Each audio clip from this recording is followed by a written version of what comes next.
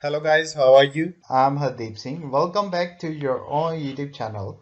IELTS updates and recent exams. For more updates related to recent IELTS exam writing test topics, listening, reading, practice test, and speaking, you got guesswork.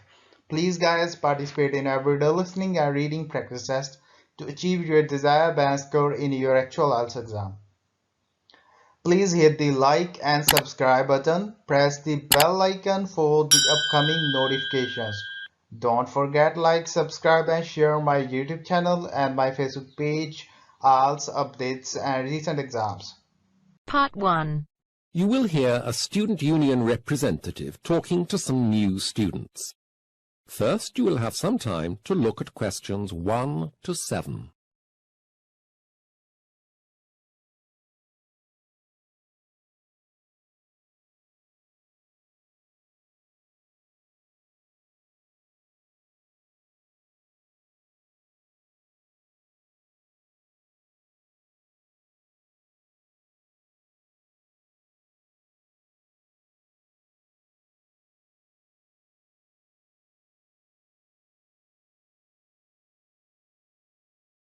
Listen to the talk carefully and answer questions 1 to 7.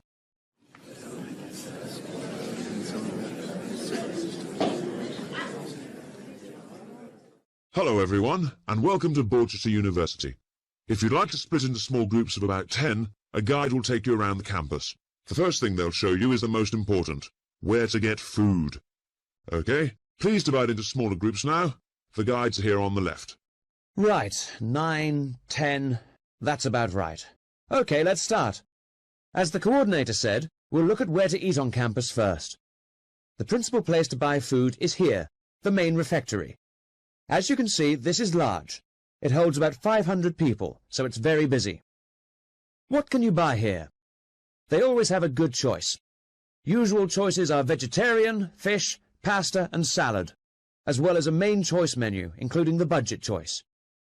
Sometimes they do special menus for a week. Last week it was Chinese food. I remember they had some wonderful choices. Of course, to get the best choice, you need to get here early. The main hall is open from 11:30 to 2:30, but by about 2 the choices are rather reduced. Unless you like chips and pies, that is. The budget menu is always available. What's the cost here? Well, it varies from about £1.50 for the budget meal to £3. It sounds expensive, but if you eat here, you probably won't want to eat so much in the evening, as the portions are huge. Okay, so much for the refectory. The next place to eat is the cafe near the Arts Building. That's here on the map. This is small, much smaller, with only space for about 50 people. It's also a shop, so it's very busy all day. It's open from 9 in the morning until 6 in the evening. What can you buy here? Well, really only tea, coffee, hot chocolate and sandwiches. The cost of a meal is about £1.15. One nice thing about here is that you can surf the internet while you eat, absolutely free, as long as you are a customer, of course. There are 6 computers for customers to use. Oh, I said there's a shop too. It sells all the usual things, chocolate, newspapers, sweets, cakes, and bottled drinks. It's very convenient. Another nice place to eat is the bar area in the theatre. Again, this is small, but there's more space than the cafe and no shop, so it tends to be less crowded. It's still quite busy, though, because it's very comfortable with nice chairs. It's open from 10 to 4. What can you get to eat here? Again, it's really only drinks like tea and coffee and toasted sandwiches. The toasted sandwiches here are better, since they also have a garnish, tomatoes and lettuce with them, but the average meal costs more, about £1.30. One problem is that they run out quickly here.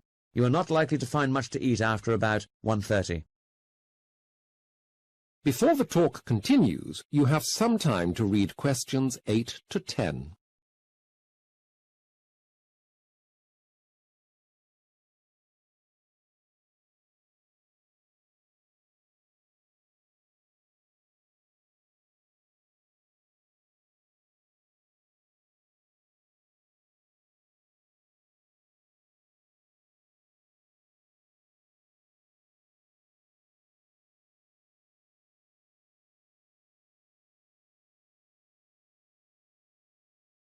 Now listen carefully and answer questions 8 to 10. Well, that's the general information about where you can eat on campus. But you know, those places are not just for eating and drinking. The main refectory has a string quartet of music students playing every Thursday at lunchtime, and on Tuesdays and Fridays, the theatre bar offers lunchtime jazz concerts at 1 o'clock. They're always popular, and the bar fills up by noon, so make sure you get there early. Now, I can see some of you are smoking. This is only allowed in certain areas of the campus, and never in the library or eating places. Oh no, sorry, it is allowed in the main refectory, but only in a small section in the corner.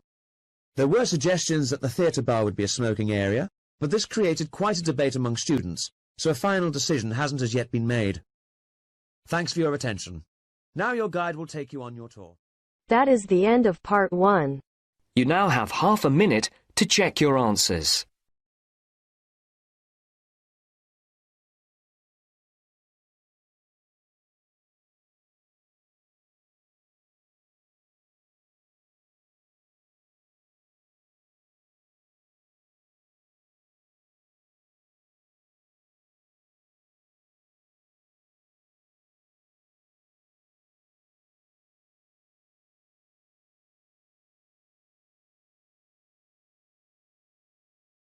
Now turns to part 2. You will hear two students, Amanda and Barry, discussing the disposal of their household rubbish. First, you have some time to look at questions 11 to 17.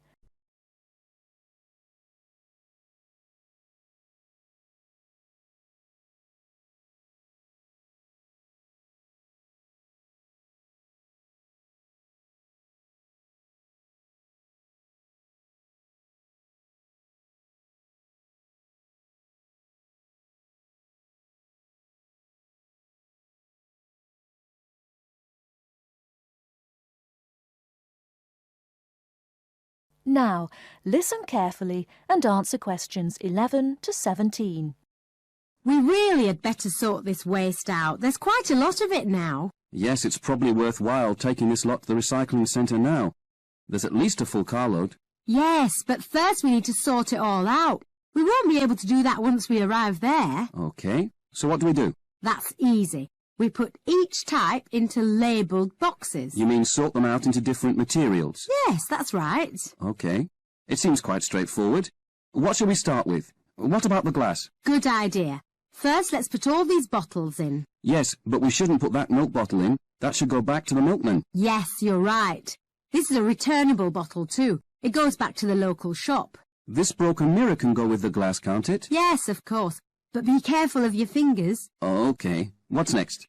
Paper, I think. We should tie up all those piles of old newspapers and magazines. What about these yellow telephone books? I think I remember reading that we shouldn't put those in when I last went there. We had better not. We'll put them in the general rubbish. And these paperback books? Oh, no, definitely not those. They should be put into the charity container. They can resell those for charity. There are some old car batteries here. They look heavy. Let's lift them out here. Be careful, lift them carefully. Don't hurt your back. Bend your knees, not your back. And be careful you don't spill any acid, it will burn you. It's a pity Britain doesn't have any system to collect these yet. They will just be dumped together with all the general rubbish. That's terrible. Doesn't anyone do something with them? Well, if we lived in Germany, Denmark or Sweden, we could recycle them. But not in the UK. At least, not yet. There are bundles of old magazines and newspapers here too. I think we put these in the general rubbish. No, there's a special container for paper. It's all recycled and they make other products like writing and kitchen paper with it. Actually, I think you'll find they can't do that with magazines, as it's a different quality paper. They do go with the rest of the household refuse. Oh, look! Plastic bottles. Lots of them. You now have some time to read questions 18 to 20.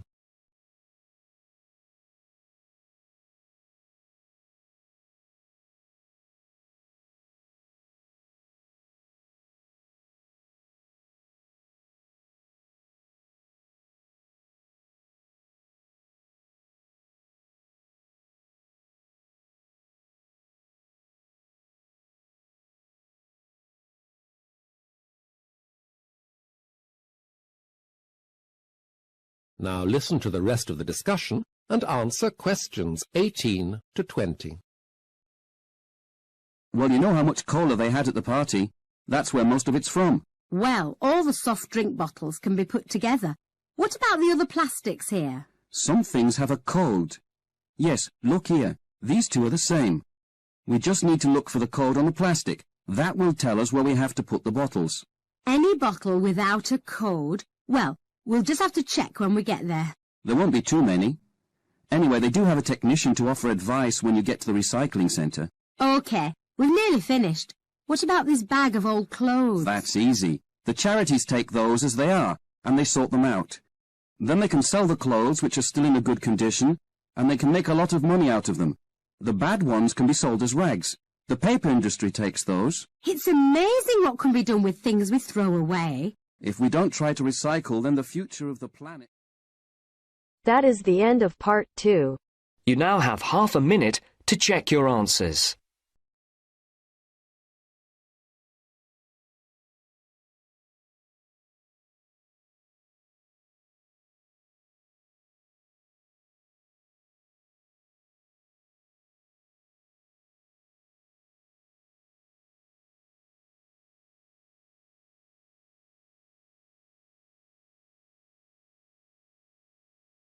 Now turns to part 3. You will hear a talk given by Mrs. Beverly Evans about the Borchester Hospital Trust. First, you have some time to look at questions 21 to 24.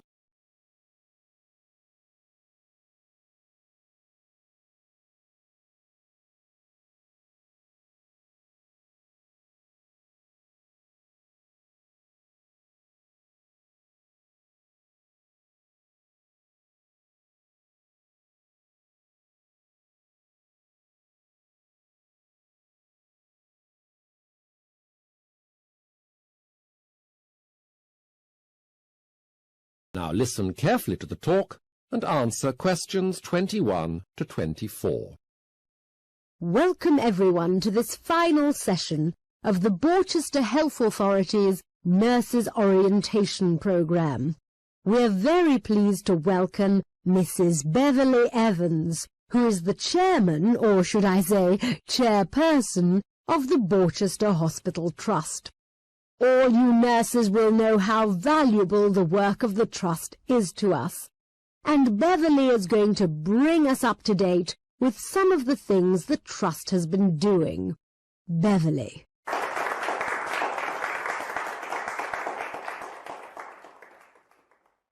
Thank you, Dr. Groves, for inviting me to talk to this group. I am happy to report to you on our progress over the last few months. Well, I'm sure you'd like me to start with the good news. Most importantly, I can report on the Hospital Trust standards for last year.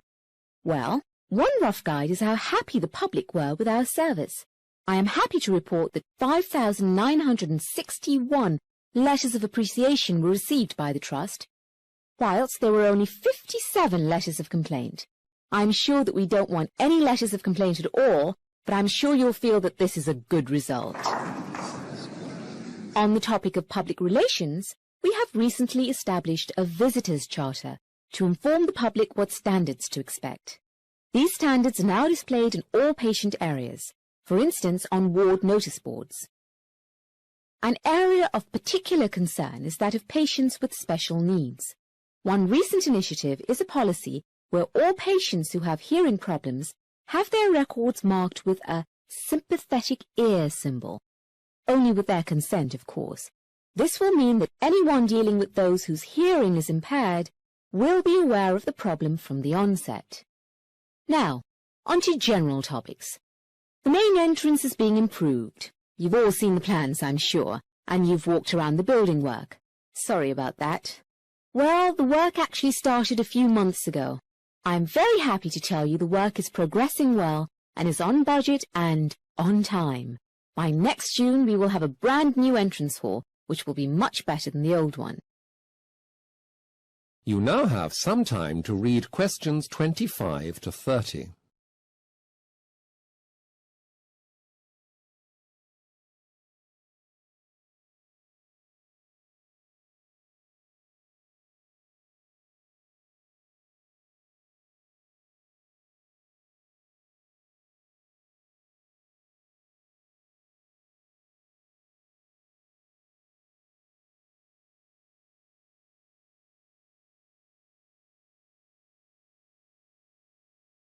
Now listen to the rest of the talk and answer questions 25 to 30. We've received a few suggestions which would help patients. One interesting one is that staff who can speak another language should wear a badge to show this. Well, we've worked on this and have now identified speakers of Welsh, Urdu and Arabic. Soon these staff will be sent badges to wear to show they are bilingual. We are hoping to add further languages to the scheme very soon, by the autumn at least. Now, fundraising. As you know, our local newspaper is supporting the cancer appeal. The public's response continues to be excellent, and many donations are received every day. Many members of the public have contacted us with fundraising plans. There are a lot of interesting ideas, but one really good one is for an open-air twilight dinner in the local park. But, given our weather, I feel that a large tent would be a good precaution. Other more traditional ideas are for sponsored bike rides and sponsored sea swimming. Details of these and the necessary sponsor forms will be available shortly. Lastly, a report on patient feedback within the chemotherapy unit. We undertook a survey 18 months ago, questioning 50 first attenders and 150 re-attenders in the unit. I'm sure you'll be happy to hear that all, yes, all of these patients felt they were made welcome and were treated courteously at all times. Nearly all, 96%, felt they had their treatment explained satisfactorily, and 98% found the facilities in the day unit to be very good. A small number of areas need to be improved. One is more car parking, more toilet facilities, and better areas for private discussions. But I'm happy that the survey was so positive. That is the end of part 3. You now have half a minute to check your answers.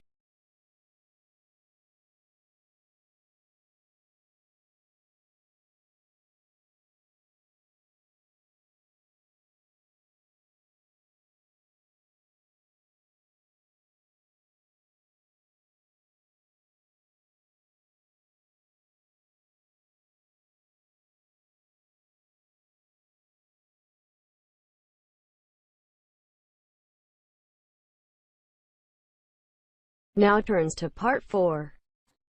You will hear two friends, Anne and Jeff, discussing their completion of a student questionnaire. First, you have some time to look at questions 31 to 40.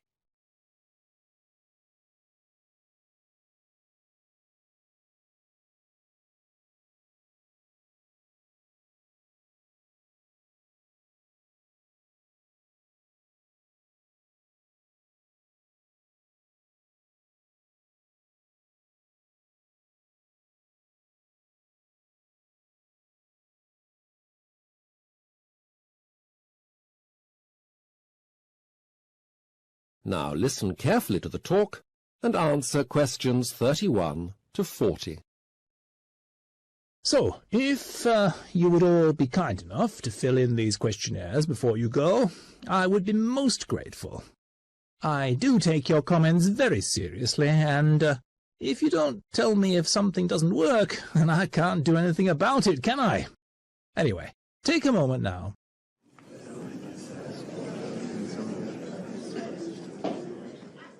Jeff, you've got to help me with this. I never know what to write for these things. Well, the beginning is easy enough, Anne. You know what year we're in. The first year, so that's level 1. OK, I'll underline that. And the title of the course is An Introduction to the History of the South Pacific. An Introduction to South Pacific History, actually. And the teacher is Professor Merrick. And Dr. Smith. She was nice. I don't remember her.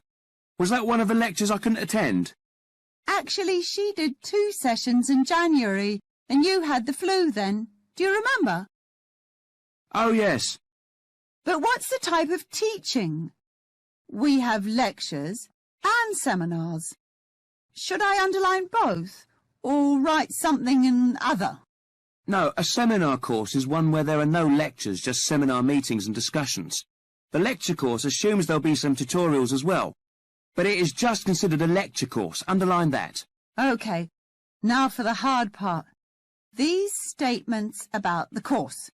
It's 1 if we disagree and 4 if we agree, right? Right.